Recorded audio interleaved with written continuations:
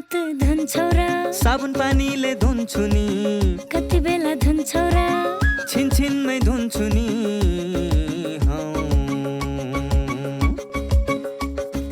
घरमा पस्दा अफिस पस्दा सधैँ धुन्छु हात कोरोनालाई यसै गरी भगाइदिन्छु म त घरमा पस्दा अफिस पस्दा सधैँ धुन्छु हात कोरोनालाई यसै गरी भगाइदिन्छु म त भान्सा छिर्नु अगाडि खाना खानु अगाडि जहाँ त्यही छोएपछि हातले छोपी खोकेपछि हात धुन्छौ र साबुन पानीले धुन्छु नि कति बेला धुन्छौ र छिनछिनमै धुन्छु नि कोरोनाबाट बच्ने 3 उपायहरू।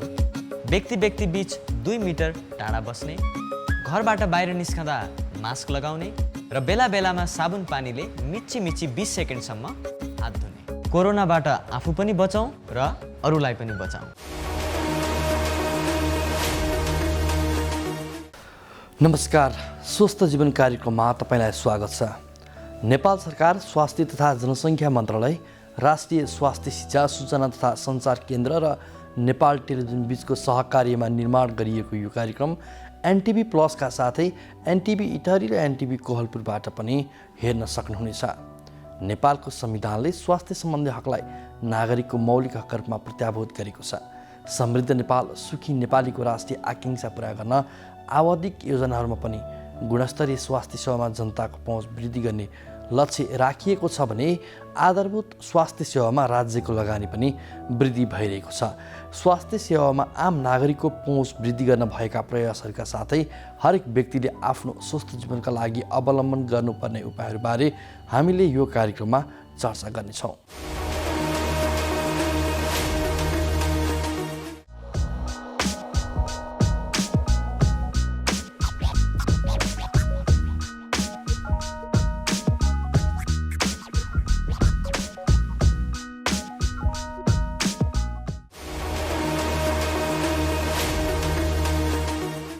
नेपालमा कोरोना सङ्क्रमणको दर हरेक 4 दिनमा दोब्बर हुँदै गएको छ। त्यसैले स्वास्थ्य तथा जनसङ्ख्या मन्त्रालयले अत्यावश्यक काम बाहेक घर बाहिर ननिस्कन आग्रह गरेको छ। साथै सङ्क्रमणको जोखिम न्यूनीकरणका लागि जनस्वास्थ्यका मापदण्ड कडाइका साथ पालना गर्न पनि आग्रह गरेको छ। सरकारले जारी गरेको आदेश पालना नगर्नेलाई कारबाही गर्न सम्बन्धित निकायलाई अपिल समेत गरेको छ। सरकारले जारी गरेको अपिलका साथै नेपालको छिमेकी देशमा सङ्क्रमणको अवस्थाबारे आज हामीले रिपोर्ट प्रस्तुत गर्नेछौँ। सन् 2019 को डिसेम्बरबाट कोभिड-19 सुरु भएको हो। चीनको वुहानबाट सुरु भएको यो भाइरस बिस्तारै विश्वभरि पुगिसकेको छ। अहिले विश्वका विभिन्न देशमा कोभिड-19 का विभिन्न लहरहरू चलिरहेका छन्। मध्य माघदेखि भारत र नेपालको सङ्क्रमण दर तीव्र रूपमा अगाडि बढेको छ। यसले जनस्वास्थ्यलाई गम्भीर मोडमा पुर्याएको छ। कोरोनाको नयाँ भेरिएन्टले हालको सङ्क्रमणलाई अझै जोखिमपूर्ण बनाएको छ। अहिलेको सङ्क्रमण कतिको चुनौतीपूर्ण छ तथा यसबाट जोगिन के गर्न सकिन्छ, यसबारे एकजना जीवाणुविज्ञसँग आज हामीले संवाद गरेका छौँ। साथै स्वस्थ जीवनका लागि हाम्रो जीवनशैली कस्तो हुनुपर्छ यसबारेमा पनि हामीले विज्ञसँग सुझाव लिएका छौँ। सुरुमा यो विशेष रिपोर्ट।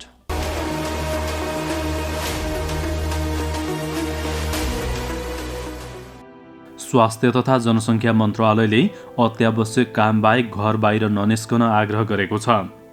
कोरोनाको सङ्क्रमण दर अत्यधिक बढेकोले अत्यावश्यक काम बाहेक घर बाहिर ननिस्कन मन्त्रालयले आग्रह गरेको हो। नियमित कोरोना ब्रिफिङका क्रममा मन्त्रालयका प्रवक्ता प्राध्यापक डाक्टर जागेश्वर गौतमले कोरोना सङ्क्रमणको जोखिम बढ्दै गएकोले बिना काम घर बाहिर ननिस्कन आग्रह गर्नुभयो।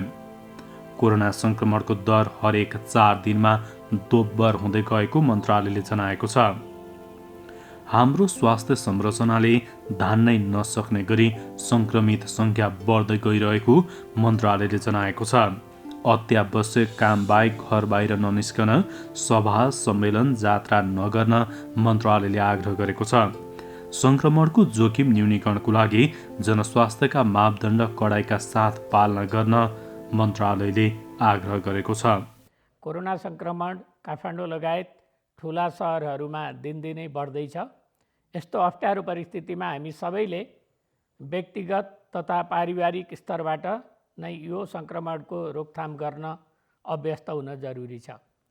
कोरोनाले धनी, गरिब, वयस्क, बच्चा, वृद्ध, तराईवासी, पहाडमा बस्ने, हिमालमा बस्ने, महिला, पुरुष, शक्तिशाली वा साधारण केही भन्दैन। थाहा पाई भिडभाडमा जाने, केही हुँदैन भनेर विवाह, व्रतबन्ध, पूजा, भोज भतेर, समारोह गरी भिड जम्मा गर्ने वा भिडमा सरिक हुने, मास्क नलगाई सार्वजनिक स्थानमा हिँड्ने जस्ता हेलचेक्राइ गरिरहेको पनि हामीले देखेका छौँ। यस्तै असावधानीबाट यो सङ्क्रमण दिनहुँ फैलिँदै गएको छ। सबैलाई थाहा भएर पनि हामीले स्वास्थ्य सुरक्षामा मापदण्डहरू पालना गरिरहेका छैनौँ। आफू, आफ्नो परिवार र समुदायलाई नै जोखिममा पारिरहेका छौँ। सबैजनाले मास्कको उचित प्रयोग गर्ने, बेला बेलामा साबुन पानीले हात धुने, अर्को व्यक्तिसँग कम्तीमा 2 मिटर दूरी कायम गर्ने, भिडभाडमा नजाने र भिड नगर्ने जस्ता व्यवहारहरू अपनाएमा मात्र कोरोना सङ्क्रमण नियन्त्रणमा आउन सक्छ। सबैजनाले मास्कको प्रयोग गरेमा संयोगवश कोरोना सङ्क्रमितको सामु पर्यौँ भने पनि मास्कले थुकको छिटाहरू छेक्छ र सङ्क्रमणबाट बच्न सकिन्छ। धेरैजसो सङ्क्रमितहरू बिना लक्षण हुँदा त्यसबाट अरूलाई सर्ने सम्भावना भने रहन्छ। कोरोना सङ्क्रमण देखिँदैमा अत्तिहाल्नु पर्दैन। कुनै लक्षण छैन र घरमा आइसोलेसनमा बस्ने ठाउँ छ भने घरमा नै बस्नु उचित उपाय हो। घरमा आइसोलेसनमा बस्दा आफू बिरामी छु भने मनमा नलिने, किनकि सङ्क्रमण हुँदैमा सबैजना बिरामी नै हुन्छन् भन्ने छैन। तातो पोसिलो खानेकुरा खाने, नियमित काम छ भने अनलाइनबाट काम गर्ने र यस्तो कामलाई नियमितता दिने। सरकारले जारी गरेको आदेश पालना नगर्नेलाई कारबाही गर्न सम्बन्धित निकायलाई अपिल समेत गरिएको छ। स्वास्थ्य तथा जनसङ्ख्या मन्त्रालयले विज्ञप्ति जारी गर्दै कोरोना सङ्क्रमणको दर न्यूनीकरणको लागि जारी गरिएको आदेश पालना नगर्नेलाई कारबाही गर्न अपिल गरेको हो। यस्तै सरकारको आदेश पालना नगरी गरिएको गतिविधिका कारण कोरोना सङ्क्रमण फैलिए सम्बन्धित सङ्घ संस्थाले उपचार गर्नुपर्ने मन्त्रालयले चेतावनी दिएको छ। सरकारले जारी गरेको आदेश उल्लङ्घन गरी भएका गतिविधिका कारण कोरोना सङ्क्रमण भएमा सङ्क्रमितको परीक्षण, उपचार सम्बन्धित सङ्घ संस्था वा निकाय आफैले खर्च बेहोर्नुपर्ने मन्त्रालयले भनेको छ। केही समय अघि दैनिक 100 भन्दा कम रहेको सङ्क्रमण दर पछिल्लो दिनहरूमा तीव्र रूपमा बढेर हाल 2000 भन्दा बढी छ। यस्तै सङ्क्रमण भएर जोखिमपूर्ण स्वास्थ्य अवस्था लिएर अस्पताल पुग्ने तथा मृत्यु हुनेको सङ्ख्या डरलाग्दो तरिकाले बढिरहेको मन्त्रालयले जनाएको छ। अघिल्लो भन्दा नयाँ भेरिएन्टको सङ्क्रमण लहरमा कुल परीक्षणमध्ये सङ्क्रमित हुने दर, सङ्क्रमितमा लक्षण र चिकित्सा हुने तथा मृत्युदर समेत बढी देखिएको छ। नेपालमा कोरोना सङ्क्रमण दर हरेक 4 दिनमा दोब्बर हुँदै गएको छ। अहिले विश्वमा 27% र भारतमा 35% साप्ताहिक वृद्धि देखिएको छ।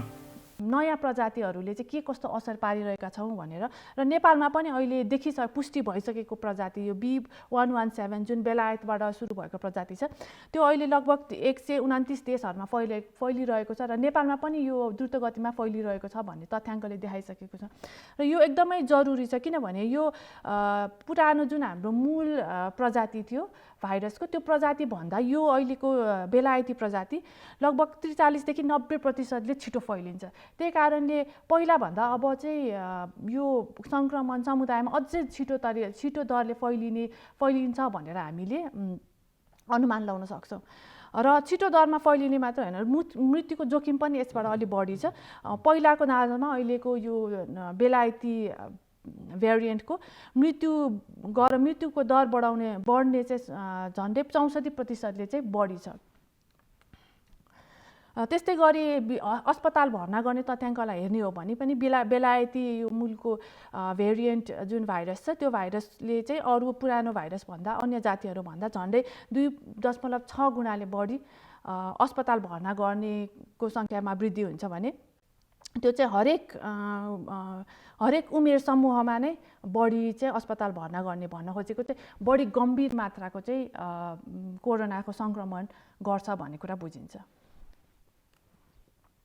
र हरेक समूहमा नै यो भाइरसले मृत्युको दर पनि बढी पहिला पुरानो अथवा अन्य प्रजातिहरूभन्दा अलि बढी मात्रामा चाहिँ गर्ने गर्छ।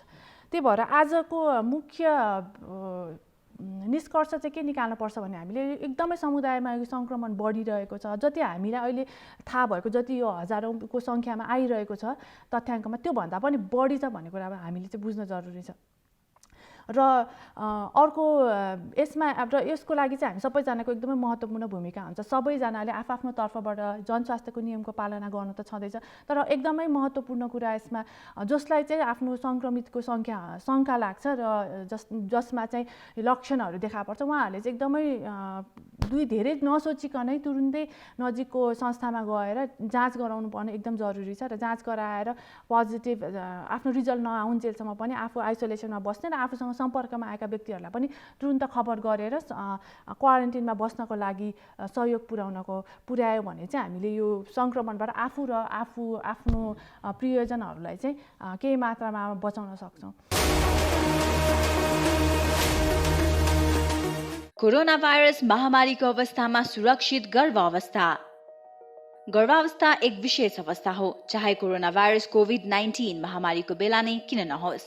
विपद वा सामान्य अवस्था जे भए तापनि गर्भवती तथा उनको गर्भमा रहेको बच्चालाई विशेष हेरचाह र स्याहार चाहिन्छ। गर्भवतीमा पनि कोरोना भाइरसको संक्रमण हुन सक्छ, त्यसैले कोभिड-19 का लक्षणका साथै गर्भावस्थामा देखिन सक्ने खतराका लक्षणहरूबारे जानकारी राखौं।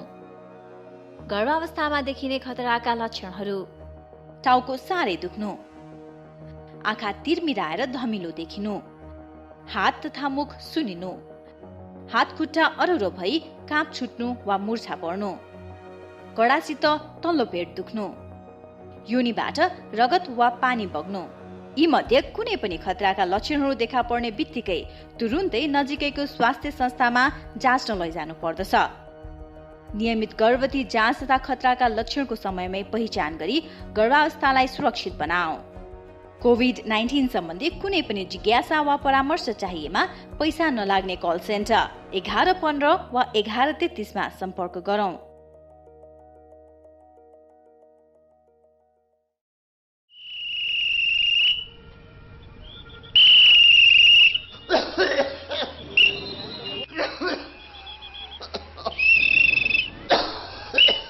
यो मान्छेले यसरी लगातार खोक्न थाल्नुमा कति भयो? धेरै भयो। 2 हप्ता भन्दा बढी लगातार यसरी खोकी लाग्नु त टिबी रोगको लक्षण हो है। टिबी रोग नजिकैको स्वास्थ्य संस्थामा गई खकार चताउनुस्, पैसा लाग्दैन। नरो टिबी रोग लाग्यो भने बाँच्दैन। 6 महिनादेखि 8 महिनासम्म नियमित रूपमा नटुटाइकन ओखती खायो भनेदेखि टिबी रोग पुरा निको हुन्छ र बिरामीले ओखती खान थालेपछि यो रोगहरूलाई सर्दा पनि सर्दैन। हो, अनि औषधि कतिको महँगो छ नि? फ्री स्वास्थ्य संस्थाहरूमा निःशुल्क पाइन्छ, पैसा तिर्नु पर्दैन। तपाईँ ट्राफिक हो कि डाक्टर हो? कसरी थाहा पाउनु हो? मलाई पनि टिबी रोग लागेको थियो, मैले नियमित रूपमा ओखती सेवन गरेँ, रोग पुरा निको भयो। अहिले हेर्नुहोस् त कस्तो तन्दुरुस्त छु। त्यसो भए यो भाइलाई यतैबाट सिधै लगेर स्वास्थ्य संस्थामा खकार जोड्न लैजान्छु। कृपया आजदेखि नै क्षयरोग विरुद्धको अभियानमा एकजुट हौँ। नमस्ते, म डाक्टर रितेश थापा, म एउटा मनोचिकित्सक हो। अहिले यो कोरोनाको महामारीमा हामी सबैजना छौँ, यसले गर्दाखेरि हामी सबैलाई असर परिरहेको छ। तर मैले एउटा चिकित्सकको नाताले भन्नुपर्दाखेरि यो पनि अरू रोग जस्तै यो कोरोना पनि एउटा रोग हो। यसबाट हामी सबैजनाले सामान्य उपायहरू अपनाएर बच्न सक्छौँ। त्यही भएर कोही पनि व्यक्तिलाई चाहिँ कोरोना सङ्क्रमित व्यक्तिलाई हेला नगरौँ, किनभने कोरोना त हाम्रो 10 दिन 14 दिनमा हामी ठिक हुन्छौँ, उपचार गरेर या नगरी पनि सेल्फ आइसोलेसन ठिक हुन्छौँ। तर जुन मानसिक यातना जुन भोग्नुपर्छ त्यो हेलाले अवहेलनाले गर्दाखेरि त्यो चाहिँ पछिसम्म पनि लामो समयसम्म पनि रहिरहन सक्छ। तर त्यसबाट हामी टाढै रहने कोसिस गर्नुपर्छ। त्यही भएर हामीले कोरोना सङ्क्रमित अथवा ठिक भएर आइसकेको व्यक्तिहरूलाई चाहिँ मद्दत गर्ने, उहाँहरूलाई हौसला प्रदान गर्ने र हामीले के गर्न सक्छौँ उहाँहरूको स्वास्थ्यको लागि, भविष्यको लागि त्यतातिर बढी ध्यान दिन सक्यौँ भने हामी सबैजना मिलेर यस कोरोना महामारीसँग लड्न सक्छौँ र जित्न सक्छौँ। नानु होमवर्क सक्यो त? गर्दैछु बुवा। कस्तो चुरोट गनाएको। होइन चुरोट खाएकै छैन? थाहा छ हजुरले कौसीमा, घर बाहिर आँगनमा, बाटोमा चुरोट खाएर हिँडेको देखेको छु मैले। कहिलेकाहीँ मात्रै हो के? अब छोड्छु, के गर्नु, बानी लागेपछि। सुन्नुहोस्, हजुरले चुरोट खानुभयो, हजुरलाई त असर गर्छ नै। हजुरले खाएको चुरोटको धुवाले हामीलाई पनि रोगी बनाउँछ। हामी रोगी भएको हजुरलाई मनपर्छ? होइन मलाई त तिमी स्वस्थ फुर्तिलो भएको पो मनपर्छ। त्यसो भए सुन्नुहोस् बा, हाम्रो सरले भन्नुभएको चुरोटको धुवाको 3 तहको असर हुन्छ अरे, first hand, second hand, third hand. होइन के हो नानु यो first hand, second hand, third hand भनेको? जसले चुरोट खायो उसलाई चुरोटको धुवाले फर्स्ट ह्यान्ड असर गर्छ, सँगै बस्ने मान्छेलाई चुरोटको धुवाले सेकेन्ड ह्यान्ड असर गर्छ, जुन धेरै हानिकारक हुन्छ। त्यो अहिले मलाई भइरहेको छ। सरी नानु, अनि यो थर्ड ह्यान्ड भनेको के नि?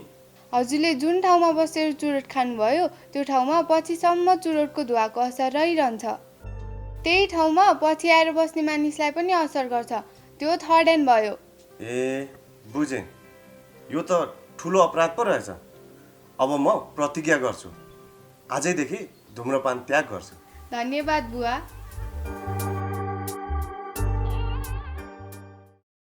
नमस्कार, म डाक्टर मनबहादुर केसी, म मुटु रोग विशेषज्ञ हुँ र यहाँलाई अहिले यो जुन विश्वमा महामारी फैलिएको छ कोभिड-19, यसको बारेमा मलाई लागेको यहाँलाई सहयोगी हुन सक्ने केही बुँदाहरू राख्न गइरहेको छु। यहाँहरूले ध्यान दिएर सुनिदिनु होला र यसलाई सकभर कार्यान्वयन गर्ने प्रयास गर्नुहोला। यो कोभिड भन्ने समस्या तत्कालै हट्नेवाला छैन। यो समस्याबाट हामी कम्तीमा पनि 1-1.5 वर्षदेखि केही वर्षसम्म योसँग सँगै बाँच्नुपर्ने हुनसक्छ। त्यसो गर्दा यो समस्याबाट डराएर तर्सेर भागेर होइन, यसलाई डटेर सामना गर्नुपर्छ। डटेर सामना गर्ने हाम्रो मुख्य अस्त्र भनेको एउटा मास्क हो। मास्क अनिवार्य लगाऊँ र राम्रोसँग लगाऊँ, नाक मुख छोपिने गरी, टम्म हुने गरी, अनि सकेसम्म भिडभाडमा नजाउँ। भिडभाडमा जानुपर्ने अवस्था आयो भने सकेसम्म 2 मिटरको दूरी कायम गर्ने प्रयास गरौँ। अनि तेस्रो भनेको यो हामी अनावश्यक चिज नछौँ र छुनुपर्ने अवस्था भयो भने उपलब्ध छ भने साबुन पानीले मिची हात धुने बानी बसालौँ। उपलब्ध छैन भने सेनिटाइजरको प्रयोग गर्न सकिन्छ। यी बुँदाहरू यहाँहरू सबैलाई थाहा छ। त्यो बाहेक म केही हामीले ध्यान नदिएको तर यो सर्न सक्ने अत्यन्तै महत्त्वपूर्ण 1-2 बुँदा थप्न चाहन्छु। त्यो के भने हामी कोही चिनेको मान्छे भेट भयो अथवा कहीँ कामले जानु पर्यो भने जब 2 जना कुरा गर्न थाल्छौँ, मास्क मुखबाट तल झारेर हामी कुरा गर्न थाल्छौँ। यो गलत बानी हो। सबैभन्दा कोरोना सर्न सक्ने एउटा सम्भावना यसैबाट हुन्छ, किनभने हामी बोल्दाखेरि मुखबाट थुक्का छिटाहरू निस्कन्छ र दुवैजनाले मास्क खोलेर कुरा गर्दा यो सजिलै सर्न सक्छ। 1, 2 हामी सँगै बसेर खाने, त्यो चाहे घरमा होस् चाहे रेस्टुरेन्टमा होस्। यदि घर परिवारको मान्छे बाहेक अरू नयाँ पाहुना अथवा नयाँ साथीसँग घरमा रेस्टुरेन्टमा बसेर खाना खाँदा पिउँदा त जरुर मास्क लगाइँदैन। अनि त्यो खाना खाँदै बोल्दै गर्दा थुक्का छिटाहरू आउने अब सम्भावना होइन, त्यो आइरहन्छ र त्यसले रोग सार्न यो विश्वव्यापी रूपमा निकै भूमिका खेलेको छ। त्यसो गर्दा आवश्यक छैन भने साथीभाइ अथवा पाहुनाहरू अथवा अरू परिचितहरूसँग अनावश्यक जमघट गरेर सँगै खाने पिउने पनि नगरौँ, कम्तीमा 1-1.5 वर्षसम्म।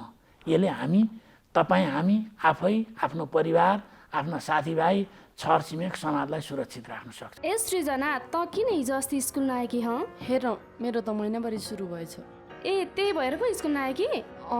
मलाई त पहिला एकदमै डर लागेको थियो, पछि आमाले सम्झाउनु भएपछि बल्ल बुझेँ। अनि स्कुल त आउनु पर्थ्यो नि त। आफूलाई कस्तो लाज लागेको थियो। होइन के को लाजको कुरा गर्छन् यिनीहरू? केही होइन। सिर्जना पनि आइछन् त आज, अनि हिजो अस्ति कहाँ गएकी थियौ? खास कुरा उसको महिनावारी सुरु भएर समस्या भएछ मिस। महिनावारी हुनु समस्या होइन, यो त किशोरीहरूमा हुने सामान्य प्राकृतिक कुरा मात्रै हो। सामान्यतया महिनावारी 10 देखि 15 वर्षका किशोरीहरूमा सुरु हुन्छ। यो स्वाभाविक कुरा हो। महिनावारी हुँदाखेरि डराउने चिन्ता लिने गर्नु हुँदैन।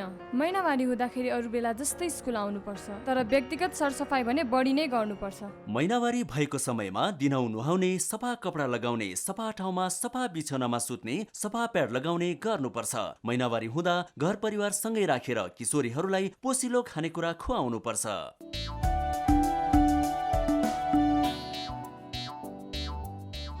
नमस्ते दाजु भाउजू। नमस्कार। कताबाट अस्पतालमा?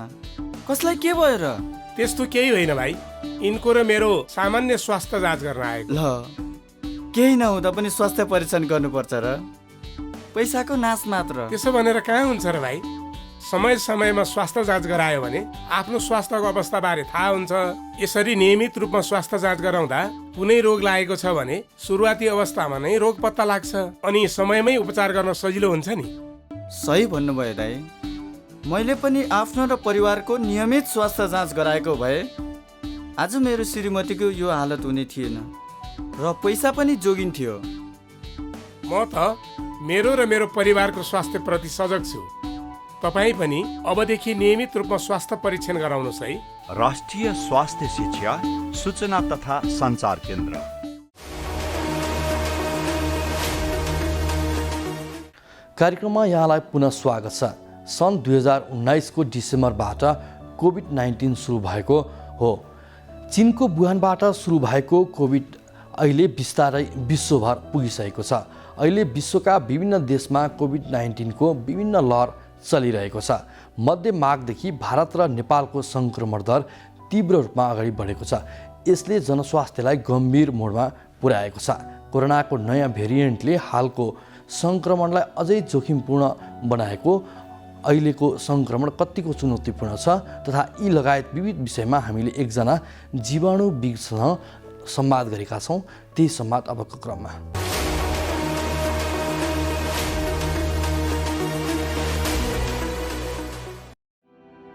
सन् 2019 को डिसेम्बरबाट कोभिड-19 सुरु भएको थियो।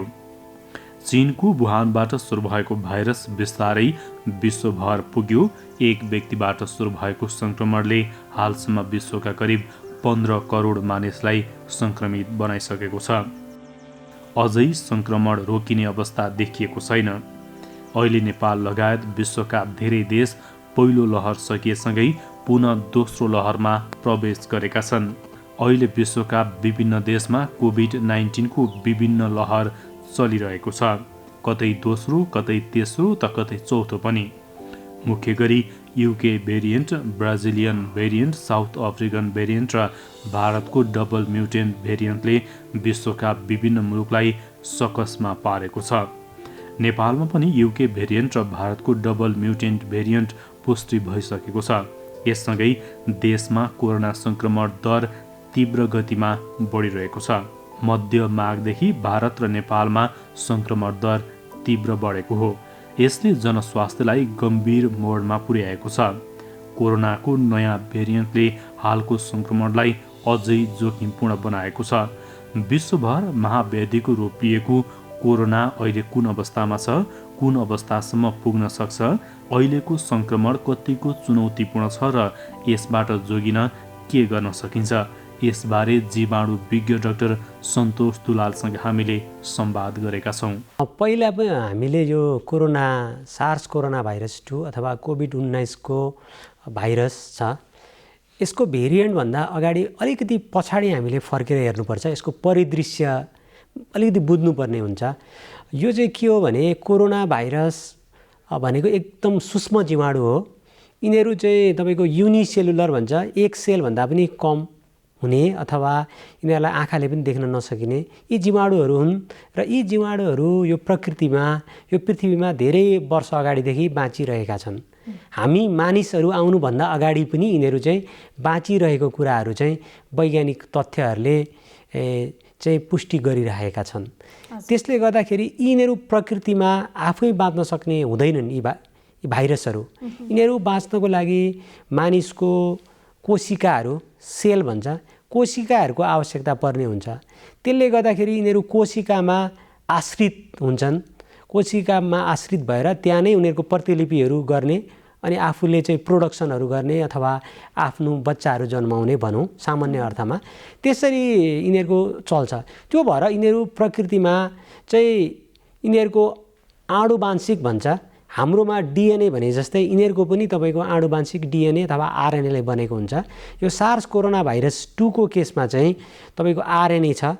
आरएनएमा पनि तपाईँको 30,000वटा आरएनएका लेटरहरू छन्। तिनीहरूलाई चाहिँ हामी ब्लू प्रिन्ट पनि भन्छौँ होइन।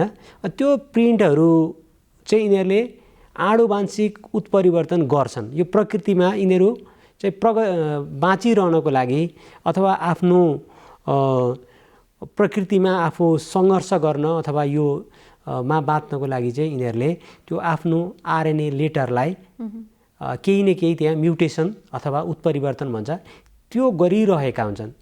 त्यो चाहिँ समय अन्तरालमा भइरहने प्रोसेस हो।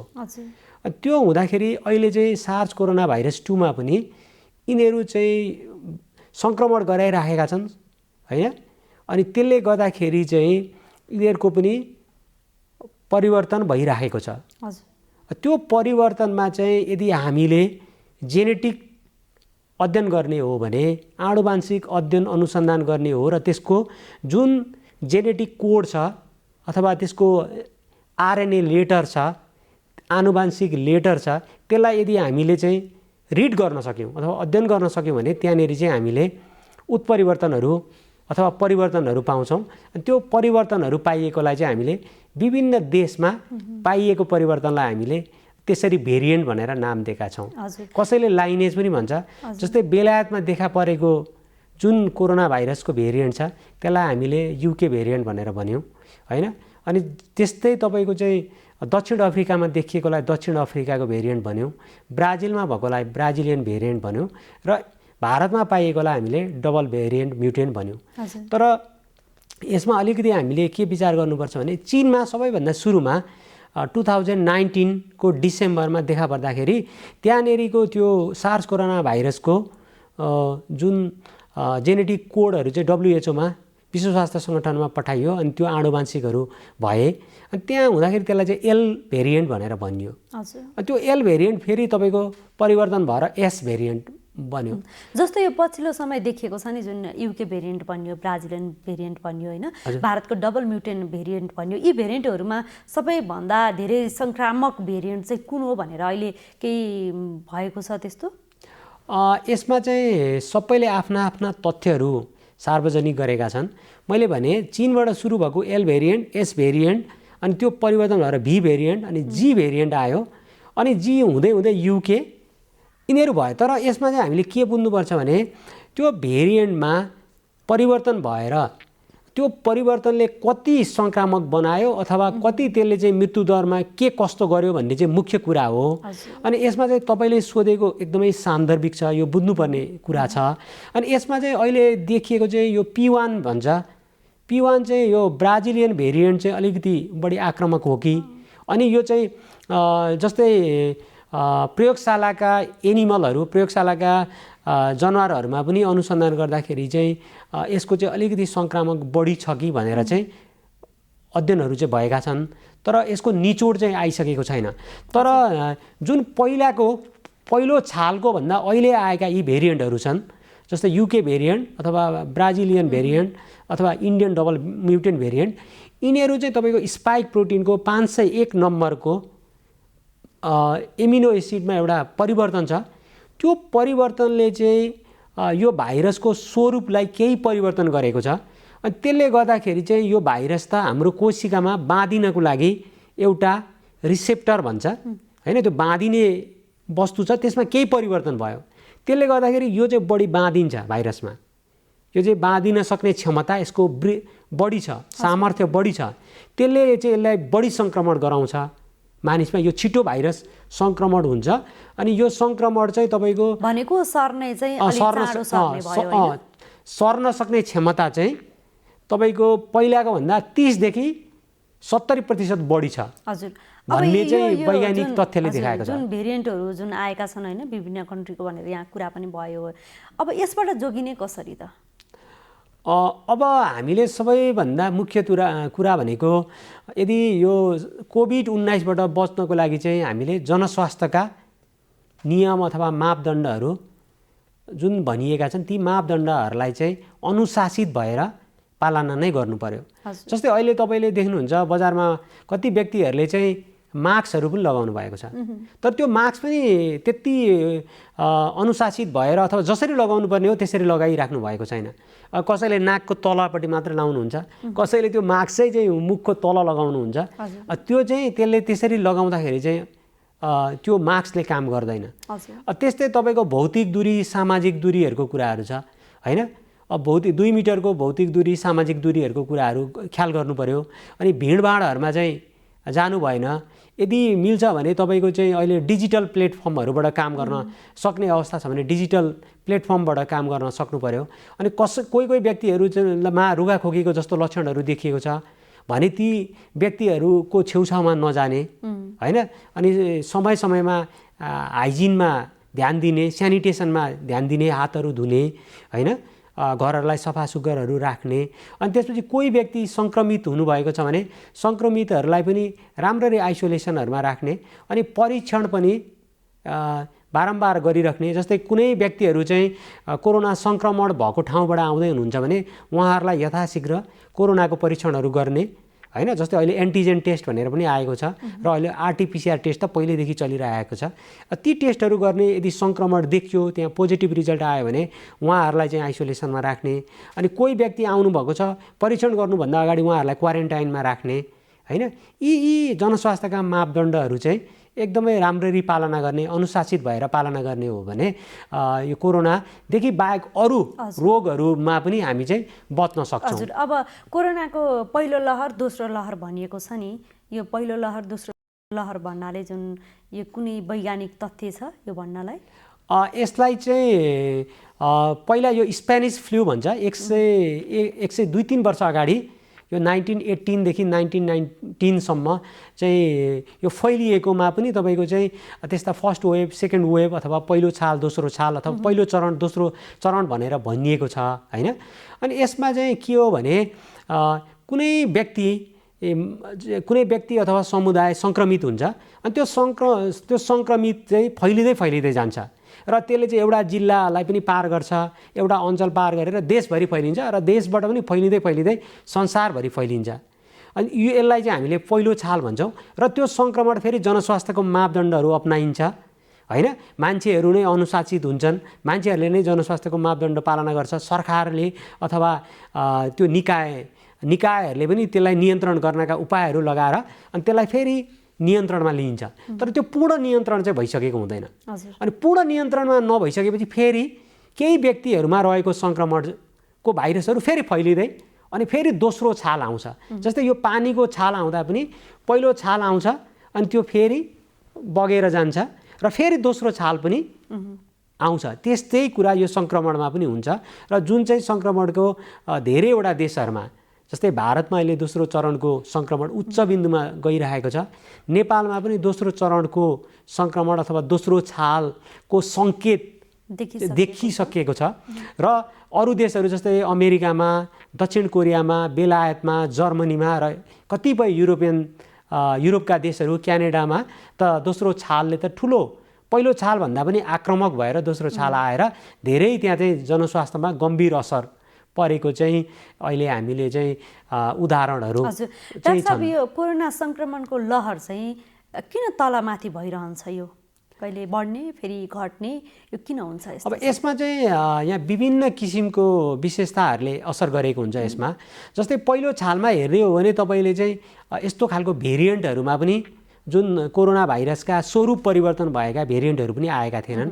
अहिले कोरोनाका स्वरूप परिवर्तन भएका जुनको सङ्क्रमण क्षमता अलिक बढी भएकाहरू पनि आएका छन्। किनभने पहिलो छालमा धेरैजना 18 वर्षभन्दा मुनिका बालबालिकाहरूलाई पनि सङ्क्रमण कम थियो होइन, तुलनात्मक हिसाबले हेर्ने हो भने। तर अहिले तुलनात्मक हिसाबले चाहिँ अहिले चाहिँ दोस्रो छालमा बालबालिकाहरू पनि बढी सङ्क्रमित हुनुभएको छ। यो ट्रेन्ड चाहिँ तपाईँको युरोपमा पनि देखिएको छ होइन, इजरायलमा पनि देखिएको छ, अनि त्यसपछि नेपाल भारतमा पनि यो चाहिँ ट्रेन्ड देखिएको छ होइन। यसले पनि असर गर्ने भयो। अनि अर्को कुरा भनेको पहिलो सङ्क्रमण कति व्यक्तिहरू चाहिँ निको सामान्य लक्षण देखियो, सङ्क्रमित हुनुभयो, सामान्य लक्षण देखियो, निको हुनुभयो, उहाँहरूलाई के लाग्यो अब यसले असर गर्दैन भनेर यसलाई चाहिँ अलिक कमजोर मानसिकताले पनि हेरेर दोस्रो छाल अझै ठुलो आउन सक्यो। जस्तै तपाईँले हेर्नु भने भारतमा चाहिँ विभिन्न किसिमका आमसभाहरू, जुलुसहरू, कुम्भ मेला होइन, चाडपर्वहरू चाहिँ अनुशासन जनस्वास्थ्यको मापदण्ड नै पालना नगरिकन चाहिँ अनुशासनहीन भएर मनाइयो। त्यसले गर्दाखेरि अहिले दोस्रो छाल पहिलो छालभन्दा 3 गुणा बढी आक्रामक भएर आएको छ होइन। पहिला चाहिँ तपाईँको प्रत्येक दिन सङ्क्रमित 97,000 भन्दा कम हुनुहुन्थ्यो भने हिजो मात्रको डाटा हेर्ने हो भने तपाईँको 2,95,000 व्यक्ति 24 घन्टामा सङ्क्रमित हुनुभएको छ भारतमा मात्र।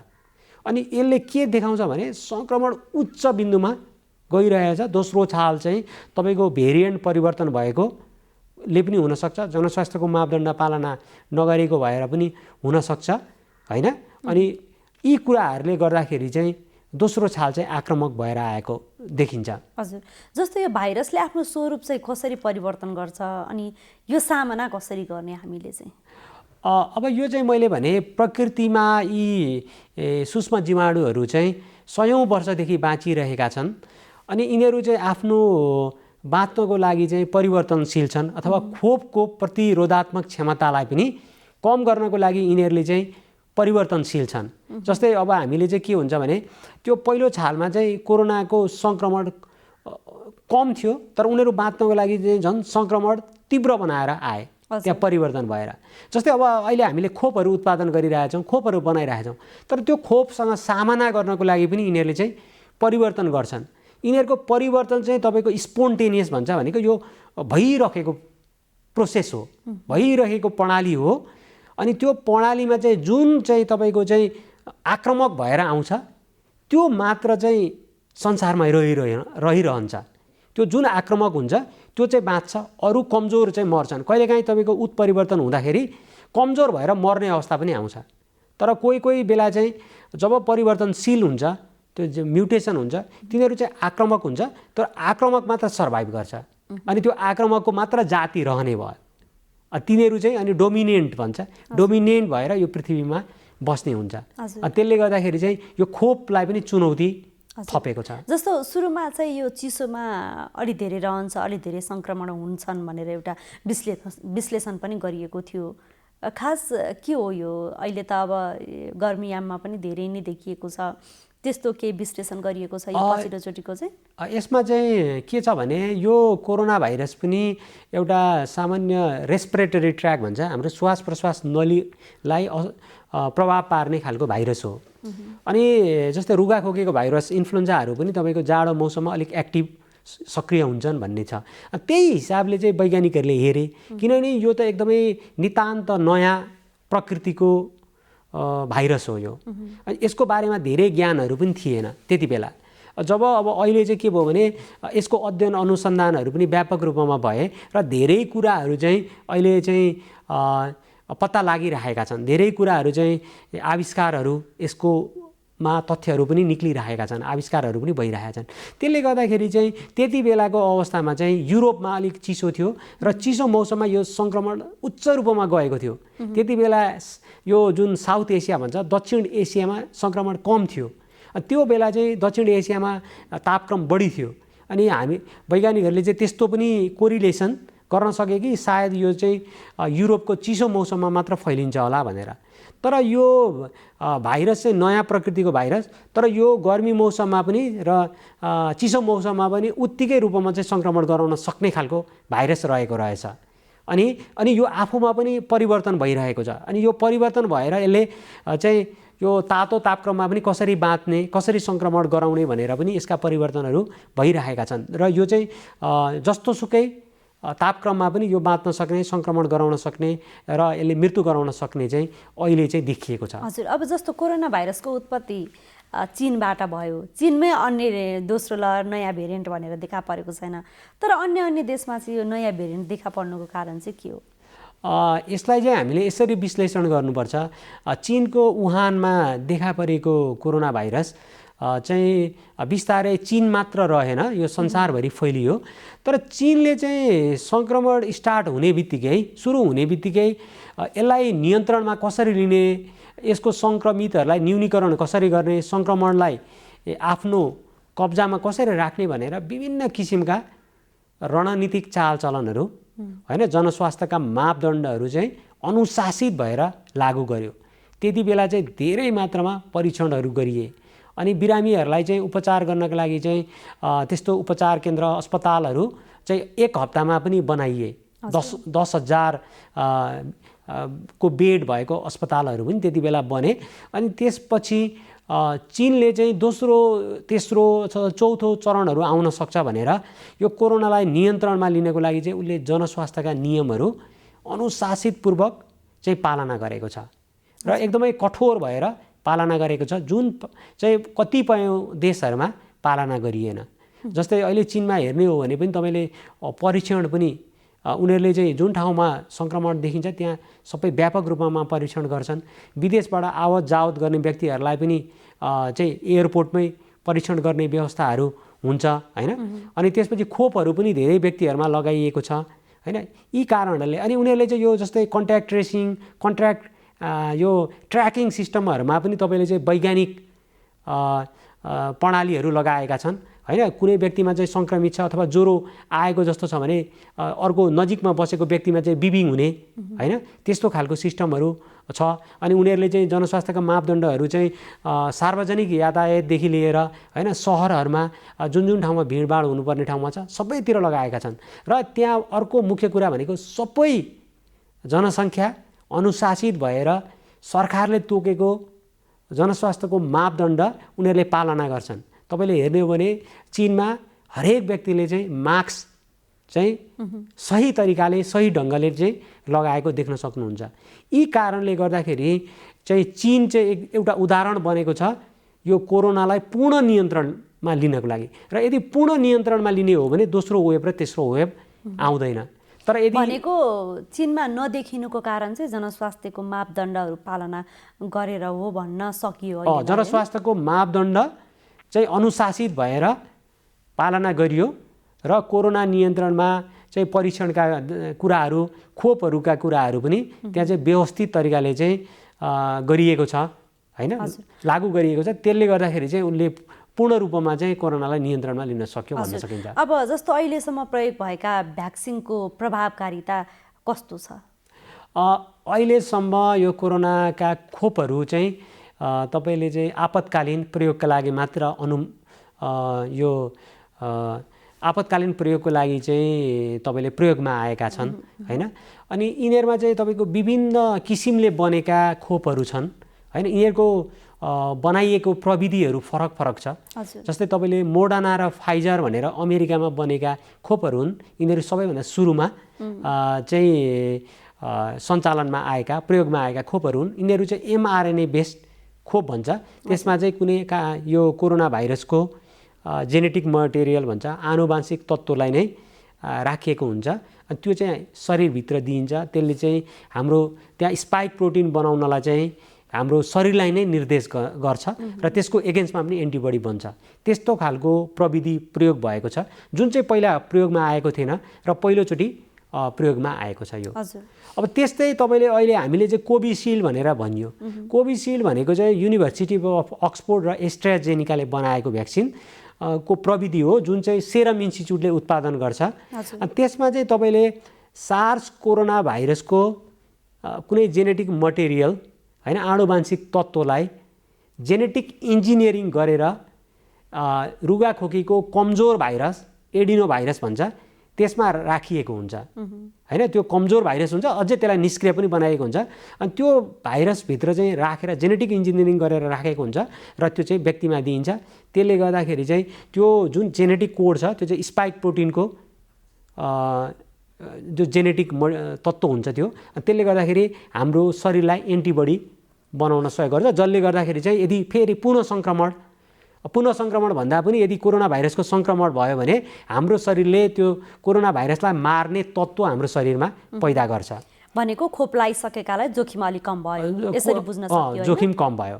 त्यस्तै तपाईँको अर्को अहिले यो चीनबाट आएको भेरोसेल भन्ने छ हैन, यो भेरोसेल अथवा भारतको कोभ्याक्सिन भन्नेमा चाहिँ तपाईँको सार्स कोरोना भाइरसका नै भाइरसहरूलाई हामीले चाहिँ कल्चर गर्छौँ अथवा ग्रोथ गर्छौँ, उत्पादन गर्छौँ भनौँ, प्रयोगशालामा अथवा कुनै ठाउँमा उत्पादन गर्छौँ। अनि त्यो उत्पादन गर्ने चाहिँ यो जुन भेरोसेलमा चाहिँ छ अफ्रिकन ग्रिन मङ्कीको चाहिँ किडनीको इपिथेलियल सेल भन्छ, त्यसमा कल्चर गरिन्छ। अनि कल्चर गरेर धेरै मात्रामा कल्चर हुन्छ। सायद तपाईँको एउटा जुन खोप लाउनुहुन्छ एउटै खोपमा चाहिँ तपाईँको चाहिँ अरबौँ भाइरस हुन्छ भन्छ अथवा भाइरसको पार्टिकल हुन्छ। अनि त्यो भाइरसलाई चाहिँ तपाईँले रासायनिक तत्त्वहरूले मारेको हुन्छ, निष्क्रिय बनाएको हुन्छ। अनि त्यो चाहिँ हाम्रो शरीरमा लगाइन्छ। लगाइसकेपछि हाम्रो शरीरले त्यो भाइरसको प्रतिरक्षामा अथवा त्यो भाइरसको पार्टिकलको प्रतिरक्षामा एन्टिबडीहरू बनाउँछ अथवा त्यो मार्ने खालको तत्त्वहरू बनाउँछ र सङ्क्रमण हुँदाखेरि त्यस्तो तत्त्वहरू आएर त्यसलाई मार्ने खालको कुराहरू छ। अनि यसरी चाहिँ भ्याक्सिनहरूले काम गरेको चाहिँ छ र यिनीहरूको आफ्नै दिशानिर्देश हुन्छ, कति डोज लगाउने, कहिले लगाउने र यसको आफ्नै प्रभावकारिता। अनि प्रभावकारिता चाहिँ तपाईँको यो खोपहरू बन्दाखेरि क्लिनिकल परीक्षणहरू, पहिलो परीक्षण, दोस्रो परीक्षण, तेस्रो परीक्षणहरूमा चाहिँ विशेष गरेर दोस्रो र तेस्रो परीक्षणमा विभिन्न व्यक्तिहरूलाई लगाइएको हुन्छ। अनि त्यो लगाउँदाखेरि कति व्यक्तिहरूमा चाहिँ फेरि सङ्क्रमण भएन भनेर चाहिँ त्यहाँ अध्ययन अनुसन्धान गरेर यति प्रभावकारिता हुन्छ भनेर भनिएको हुन्छ। जस्तो 50% अनि 75% प्रभावकारिता हुने भनेर पनि वर्गीकरण गरिएको छ नि फेरि खोपको चाहिँ।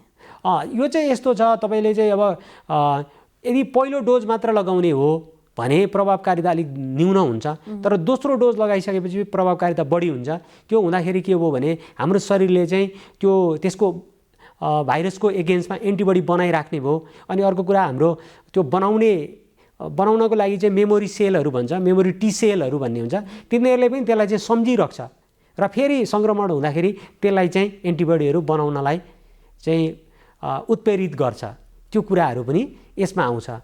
तर भ्याक्सिनको खोप चाहिँ भ्याक्सिनको त्यो खोपमा निर्देश गरेको कुरा भन्दा पनि अरू कुराले पनि असर गरेको हुन्छ। कहिले उत्पादन भयो खोप, कति समय चाहिँ हामीले त्यसलाई चाहिँ भण्डारण गरेका छौँ, कस्तो अवस्थामा भण्डारण गरेका छौँ हैन, भण्डारण गर्दाखेरि केही त्रुटिहरू भयो कि, अनि त्यसपछि तपाईँले कस्तो व्यक्तिलाई चाहिँ खोप लगाउँदै हुनुहुन्छ, खोप कसरी लगाइएको छ हैन, अनि त्यो खोप धेरै अगाडि उत्पादन भएको छ अनि त्यसको हाफ लाइफहरू पनि बिस्तारै घट्दै जान्छ हैन। यी विभिन्न कुराहरूले चाहिँ असर गरेको हुन्छ हैन। त्यही भएर खोपको प्रभावकारिता पनि दिशानिर्देश गरेकै भन्दा पनि फरक पर्न चाहिँ सक्छ। हाम्रो एक सन्तान छ, अर्को तुरुन्तै जन्माउने इच्छा छैन, त्यसैले परिवार योजनाको लामो अवधिका केही अस्थायी साधनहरूको बारेमा सल्लाह लिउँ भनेर आएको। तपाईहरु जस्तो लामो अवधिको गर्भान्तर गर्न चाहनेहरूको लागि इम्प्लान्ट वा आयुसिडी नै ठिक हुन्छ। अनि यो इम्प्लान्ट आयुसिडी कहाँ कसरी प्रयोग गरिन्छ, कति समय काम गर्छ होला? इम्प्लान्ट चाहिँ महिलाहरूको पाखुराको छाला मुनि राख्ने हो र यो एक पटक राखेपछि 5 वर्षसम्म गर्भ रहँदैन। अनि आयुसिडी नि? आयुसिडी चाहिँ महिलाहरूको पाठेघरमा राखिन्छ र यो एक पटक राखेपछि 12 वर्षसम्म गर्भ रहँदैन। बीचमै सन्तानको रहर भयो भने, यदि तपाईहरुलाई बीचैमा सन्तानको रहर भएमा यी दुवै साधनहरूलाई झिक्न पनि सकिन्छ। अनि यी दुवै अस्थायी साधनहरू कतिको सुरक्षित छन् त? सुरक्षित र प्रभावकारी छन्। तपाईहरुले केही डर मान्नु पर्दैन। पहिला तपाईहरु सल्लाह गर्नुहोस्, त्यसपछि सेवाको लागि त हामी जहिले आउनुहुन्छ तयार छौँ।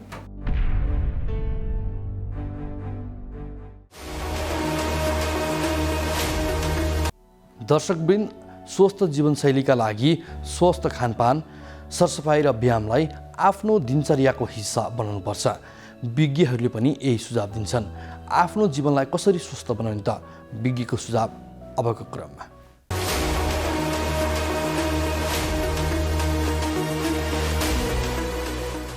हजुर नमस्कार। अहिलेको यो कोभिडको दोस्रो लहर आइरहेको छ नेपालमा। तपाईहरु सबै सतर्क हुनु होला। यस अवसरमा के जान्ने पर्ने कुराहरू म यहाँलाई अवगत गराउन चाहन्छु। पहिलो, सबभन्दा अगाडि आफू कसरी सुरक्षित हुने। आफू सुरक्षित हुनलाई चाहिँ हजुरले मास्क लगाउनु पर्यो। संक्रमित अथवा संक्रमण नभएको मान्छेहरू दुवै पक्षले चाहिँ मास्क लगाउनु पर्यो। सकभर भिडभाड गर्नु भएन। मान्छेहरूलाई भेट्नु पर्यो भने पनि 6 फिटको डिस्टेन्स मेन्टेन गर्नु पर्यो र र समय समयमा चाहिँ हात सफा राख्नु पऱ्यो कि चाहिँ सेनिटाइजर युज गर्नु पऱ्यो कि चाहिँ साबुन पानीले सफा गर्नु पऱ्यो। र यो बाहेक चाहिँ तपाईँले भ्याक्सिनेसनको अवसर पाउनुभएको छ भने भ्याक्सिन पनि लगाउनु होला, किनभने यसले चाहिँ तपाईँलाई मात्र प्रोटेक्सन गर्दैन, तपाईँको वरिपरिको मान्छेलाई पनि रोग सर्नबाट बचाउँछ। यदि यसो गर्दा गर्दै पनि तपाईँलाई यदि सङ्क्रमण भइहाल्यो भने नआत्तिनु होला, किनभने धेरैजसो मान्छेहरूलाई चाहिँ यदि तपाईँको इम्युनिटी राम्रो छ भने यो कोभिडले चाहिँ सामान्य रुवा हो कि बाहेक अरू धेरै गर्न सक्दैन। तर तपाईँ सतर्क चाहिँ हुनुपर्छ, किनभने यदि तपाईँ दीर्घरोगी हुनुहुन्छ, वृद्ध हुनुहुन्छ भने अथवा तपाईँ चाहिँ अरू विभिन्न समस्याहरू छ, चुरोट खानुहुन्छ भने तपाईँलाई आजको मितिदेखि त्यसलाई बन्द गर्नु पऱ्यो। र घरमा बस्दाखेरि चाहिँ तपाईँ सतर्क भएर चाहिँ यो रुल्सहरू फलो गर्नु होला। सबभन्दा अगाडि तपाईँ यदि घरमा बस्नु भएको छ भने पल्स अक्सिमिटर, आफ्नो अक्सिजन मापन गर्ने पल्स अक्सिमिटर चाहिँ किनेर राख्नु होला। र तपाईँले घरमा बस्दाखेरि चाहिँ आफ्नो सिम्पटम्सहरू वाच गर्नु होला। के सिम्पटम्सहरू भयो भने चाहिँ हस्पिटल जाने भन्दाखेरि चाहिँ अब सामान्यतया कोभिडलाई चाहिँ तपाईँलाई रुवा खोकीको सिम्पटम्सहरू आउँछ, जिउ दुख्छ, ज्वरो आउँछ, खोकी लाग्छ, त्यो हुँदैमा तपाईँ आत्तिहाल्नु पर्दैन। तर अब मैले भनेको कुराहरूमा चाहिँ तपाईँ सतर्क भएर हस्पिटल जानुपर्छ। यी निम्न प्रकार छन्। नम्बर 1, तपाईँलाई चाहिँ सास फेर्दाखेरि गाह्रो भएको महसुस भयो भने। नम्बर 2, तपाईँको खोकी पहिलाभन्दा अझ बढ्न थाल्यो र खोक्दाखेरि छाती दुख्न थाल्यो अथवा लामो सास फेर्दाखेरि छाती दुख्न थाल्यो। नम्बर 3, तपाईँले घरमा राखेको अक्सिमिटरले अक्सिजन लेभल चेक गर्दाखेरि चाहिँ 94 भन्दा कम भनेको 93, 92, 91, 90 त्यस्तो छ भने तपाईँ यो 3टा कुरामा तुरुन्त डाक्टरको सल्लाह लिनु पर्यो अथवा हस्पिटल जानु पर्यो। र यो बाहेक चाहिँ अझ तपाईँले चाहिँ राम्रोसँग उपचार पाउनु भएन र तुरुन्तै हस्पिटलमा जानु भएन भने उहाँको चाहिँ अरू सिम्पटम्सहरू आउँछ। त्यो भनेको चाहिँ हातखुट्टा निलो हुने, होस हराउने, त्यस्तो कुराहरू देखिन्छ। त्यसमा चाहिँ तपाईँलाई थाहा नै भइहाल्छ। तर अहिले मैले भनेअनुसार तपाईँ होम आइसोलेसन बस्दाखेरि यो 3टा कुराहरू ध्यान गर्नु होला। र होम आइसोलेसन बस्दाखेरि अरू मान्छेलाई अथवा परिवारको अरू मान्छेलाई नसरोस् भन्ने पनि तपाईँको दायित्व हुन्छ। त्यसको लागि चाहिँ तपाईँले छुट्टै कोठामा बस्नु होला जहाँ चाहिँ भेन्टिलेसनको राम्रो व्यवस्था होस्। अनि तपाईँले सकेसम्म किचन चाहिँ कोठामै गर्नु होला र बाथरुमहरू सेयर नगर्नु होला। यदि बाथरुम सेयर गर्नु पर्यो भने बाथरुम सङ्क्रमित व्यक्तिले बाथरुम युज गरिसकेपछि त्यसलाई चाहिँ सेनिटाइजरको प्रयोगले अथवा ब्लिचले अथवा के त्यो पनि छैन भने चाहिँ साबुन पानीले सफा गर्नु होला र त्यो सुकिसकेपछि बल्ल अर्को मान्छेले प्रयोग गर्नु होला। आफ्नो लुगाहरू चाहिँ छुट्टै धोएर अनि साबुन पानीले धोएर घाममा सुकाउनु होला, त्यसपछि भाइरस मर्छ।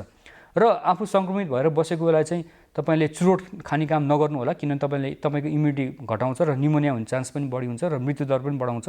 दोस्रो भनेको चाहिँ तपाईँले डायटमा फोकस गर्नुपर्छ। डायट भनेको चाहिँ हजुरले अलिकति प्रोटिन भएको डायटहरू फोकस गर्नुपर्छ र प्रशस्त झोल्लो खानेकुराहरू खानुपर्छ। तेस्रो भनेको तपाईँले चिन्ता नलिनु होला, किनभने धेरै चिन्ता लियो भने फेरि इम्युनिटी घट्न सक्छ। आत्मबलले पनि जित्न सकिन्छ यो रोग, त्यही भएर आत्मबल बढाउनु होला। अनि निन्द्रा पुर्याउनु होला। तपाईँले 7 घन्टाभन्दा बढी निन्द्रा पुर्याउनु भयो भने तपाईँको इम्युनिटी पनि राम्रो हुन्छ। र त्यो बाहेक चाहिँ तपाईँले योगा, मेडिटेसन लगायत कुराहरू गर्न सक्नुहुन्छ र घरमै बस्दाखेरि चाहिँ सामान्य कसरतहरू गरिराख्नु होला, ताकि तपाईँको मसल्सहरू चाहिँ स्ट्रङ हुन्छ र तपाईँको इम्युनिटी पनि बढ्छ। यो सबै कुरा गर्नुभयो भने चाहिँ तपाईँलाई कोरोनाले खासै असर गर्न सक्दैन। त्यही पनि केही जिज्ञासाहरू भयो भने विज्ञहरूसँग सल्लाह लिनु होला र गभर्मेन्टले भनेको रुल्सहरू फलो गर्नु होला, किनभने यो अहिले एकदमै इम्पोर्टेन्ट छ।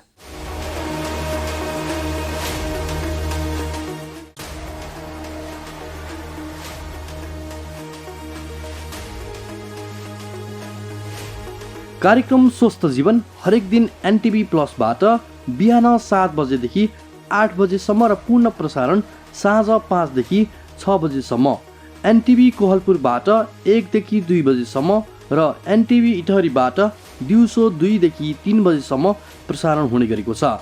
स्वास्थ्य सम्बन्धी यहाँहरूको कुनै जिज्ञासा वा समस्या भएमा हामी सम्बन्धित विज्ञहरूबाट समाधान खोजी कार्यक्रममा प्रसारण गर्नेछौँ। हामीलाई सम्पर्क गर्ने माध्यमहरू यस प्रकार रहेका छन्। फोन, एसएमएस तथा भाइबरको लागि 98 43 52 93 97, इमेल swasthajievan@ntv.org.np। यस कार्यक्रमको बारेमा आफ्नो सल्लाह, सुझाव र प्रतिक्रिया पनि यहाँहरूले यिनै माध्यम मार्फत दिन सक्नुहुनेछ। साथै कार्यक्रममा के कस्ता सामग्री, विषय वा विज्ञहरू समेट्नु पर्ला भन्ने विषयमा पनि सुझाव दिन सक्नुहुन्छ। कार्यक्रम यहाँहरूले सामाजिक सञ्जाल मार्फत पनि हेर्न सक्नुहुनेछ। YouTube Nepal television, mobile application Nepal television, Facebook facebook.com/neptv2041।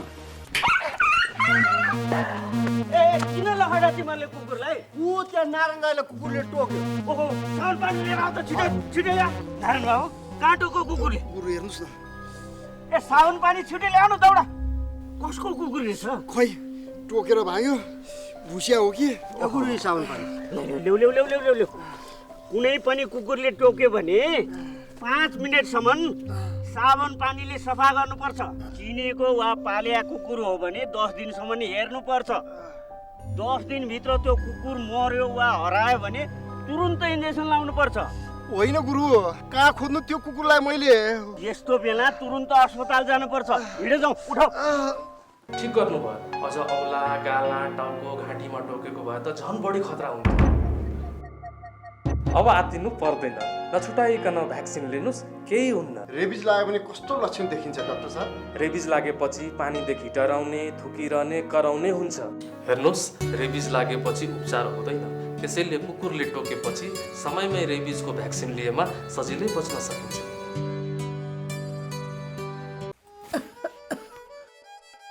काकी कता हिँड्नु भएको? रुगा खोकी लागेर सन्चो नभएको धेरै भयो। औषधि लिन हिँडेकी म त। हो, म पनि अस्ति बिरामी हुँदा एन्टिबायोटिक औषध किनेर खाकी थिएँ। मसँग बाँकी छ, त्यही खाँदा भइहाल्छ नि। किन जानु पर्यो र? हिँड्नुहोस्, मसँग औषध लिएर जानु होला। ल ल जाऊ। कहाँ जाने कुरा हुँदैछ? बहिनीकोमा एन्टिबायोटिक रहेछ, त्यही लिन जान लागी।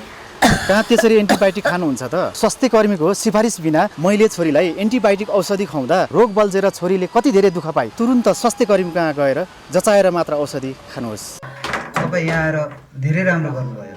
एन्टिबायोटिक औषधिको दुरुपयोगले बारम्बार रोग बल्झिएर निको हुन गाह्रो हुन्छ र हामी सबैलाई जोखिममा पारेको छ। त्यसैले सधैँ स्वास्थ्य कर्मीको सिफारिसमा मात्र एन्टिबायोटिक औषधि पुरा मात्रामा र पुरा अवधि सेवन गर्ने गरौँ। स्वास्थ्य सम्बन्धी महत्त्वपूर्ण नम्बरहरू।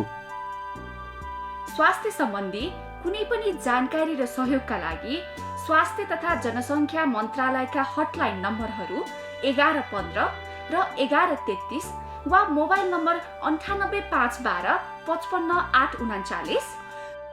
एम्बुलेन्स सेवाको लागि 102 र 112।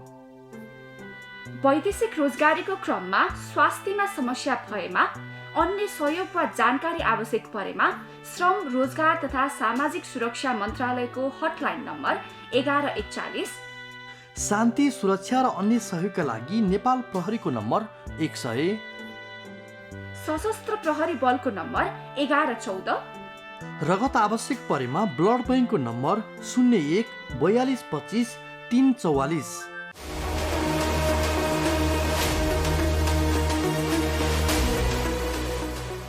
अहिले विश्वका विभिन्न देशमा कोभिड-19 का विभिन्न लहर चलिरहेको छ। मध्य माघदेखि भारत र नेपालको सङ्क्रमण दर तीव्र छ। यसले जनस्वास्थ्यलाई गम्भीर मोडमा पुर्याएको छ। कोरोनाको नयाँ भेरिएन्टले हालको सङ्क्रमणलाई अझै जोखिमपूर्ण बनाएको छ। अहिलेको सङ्क्रमण कतिको चुनौतीपूर्ण छ तथा यसबाट जोगिन के गर्न सकिन्छ, यसबारे एकजना जीवाणुविज्ञसँग हामीले संवाद गरेका थियौँ। साथै स्वास्थ्य जीवनको लागि हाम्रो जीवनशैली कस्तो हुनुपर्छ, यसबारे विज्ञको सुझाव पनि हामीले प्रस्तुत गऱ्यौँ। आजको लागि स्वस्थ जीवन कार्यक्रमको समय सकिएको छ। यो कार्यक्रम तपाईँले नेपाल टेलिभिजनको वेबसाइट www.nepaltvonline.com तथा नेपाल टेलिभिजनको मोबाइल एप, युट्युब, फेसबुक जस्ता सामाजिक सञ्जालमा पनि हेर्न सक्नुहुनेछ। यो कार्यक्रममा तपाईँका स्वास्थ्य सम्बन्धी समस्या, सरकारले प्रवाह गरेका स्वास्थ्य सेवा अथवा हाम्रो कार्यक्रमबारे कुनै जिज्ञासा भए हामीलाई सम्पर्क गर्न सक्नुहुनेछ। सम्पर्क माध्यम हामीले टेलिभिजन स्क्रिनमा देखाइरहेका छौँ। तपाईँका समस्यालाई हामीले सरकारी अधिकारी वा विज्ञ मार्फत समाधान गर्ने प्रयास गर्नेछौँ। आजको लागि स्वस्थ जीवन कार्यक्रमबाट हामी सबैलाई बिदा दिनुहोस्। नमस्कार।